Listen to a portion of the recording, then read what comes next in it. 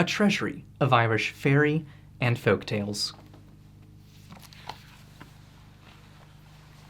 The Priest's Supper, T. Crofton Crocker. It is said by those who ought to understand such things that the good people, or the fairies, are some of the angels who were turned out of heaven and who landed on their feet in this world, while the rest of their companions, who had more sin to sink them, went down farther to a worse place. Be this as it may, there was a merry troop of the fairies, dancing and playing all manner of wild pranks on a bright moonlight evening towards the end of September. The scene of their merriment was not far distant from Inchigeelagh in the west of the county Cork, a poor village, although it had a barrack for soldiers. But great mountains and barren rocks, like those round about it, are enough to strike poverty into any place.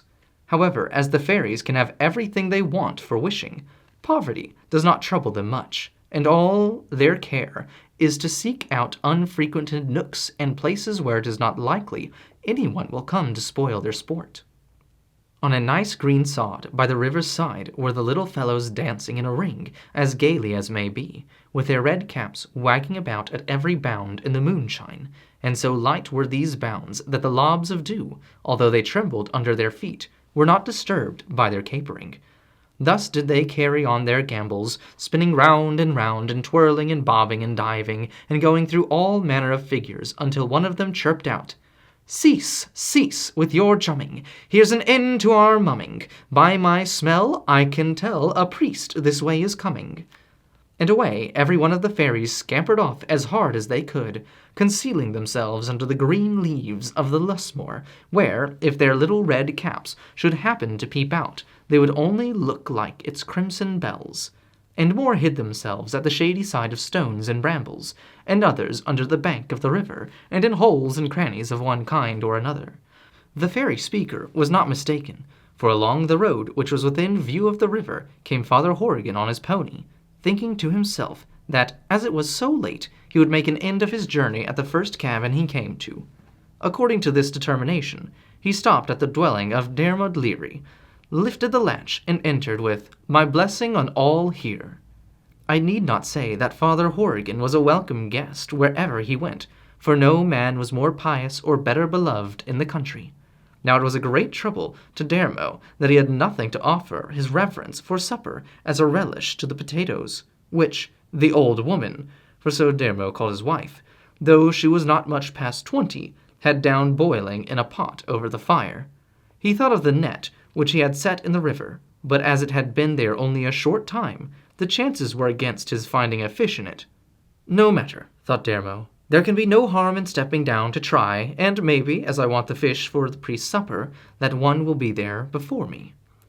Down to the riverside went Dermod, and he found in the net as fine a salmon as ever jumped in the bright waters of the spreading Lee, but as he was going to take it out, the net was pulled from him. He could not tell how or by whom, and away got the salmon, and went swimming along with the current as gaily as if nothing had happened. Dermod looked sorrowfully at the wake which the fish had left upon the water, shining like a line of silver in the moonlight, and then, with an angry motion of his right hand and a stamp of his foot, gave vent to his feelings by muttering, "May bitter bad luck attend you night and day for a blackguard schemer of a salmon, wherever you go. You ought to be ashamed of yourself, if there's any shame in you, to give me the slip after this fashion, and I'm clear in my own mind you'll come to no good. Some kind of evil thing or other helped you. Did I not feel it pull the net against me as strong as the devil himself?" "That's not true for you," said one of the little fairies who had scampered off at the approach of the priest, coming up to Dermod Leary with a whole throng of companions at his heels. "There was only 12 of us pulling against you."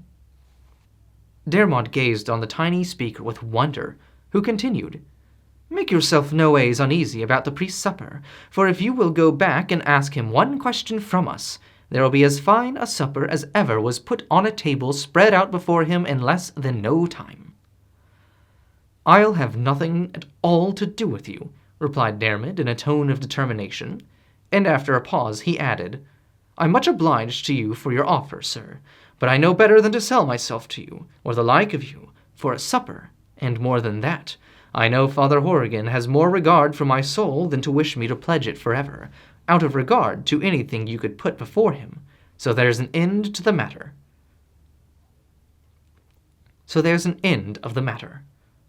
The little speaker, with a pertinacity not to be repulsed by Dermod's manner, continued, "Will you ask the priest one civil question for us?"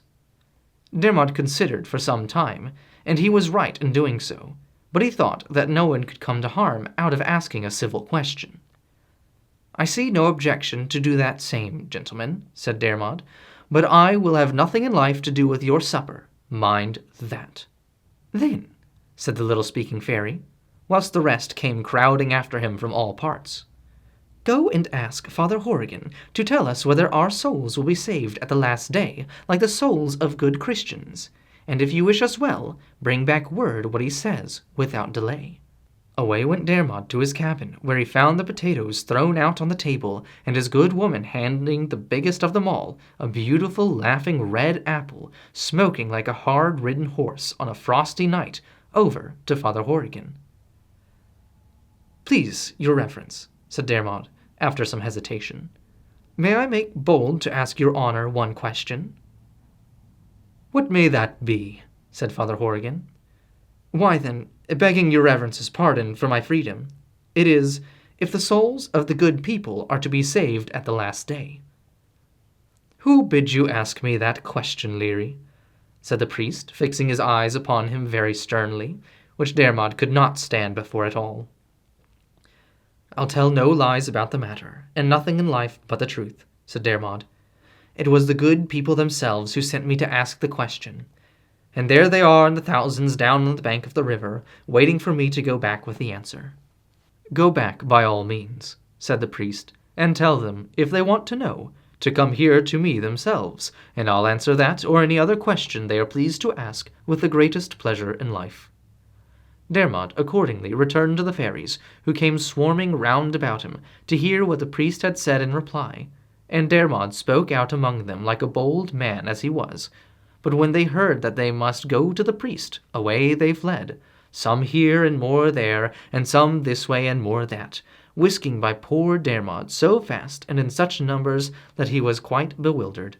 When he came to himself, which was not for a long time, back he went to his cabin, and ate his dry potatoes along with Father Horrigan, who made quite light of the thing. But Dermod could not help thinking it a mighty hard case that his reverence, whose words had the power to banish the fairies at such a rate, should have no sort of relish to his supper, and that the fine salmon he had in the net should have been got away from him in such a manner.